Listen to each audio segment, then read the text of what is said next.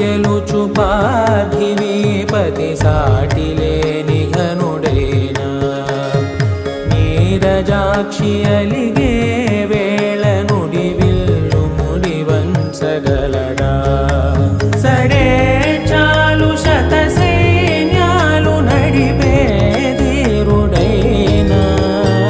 వసుధావాణి మిథిలావేణి మది వెనుక పలుకు పలుకులెరుగగలడా నీలి మేఘములలో ధరణీ తేజం నయనా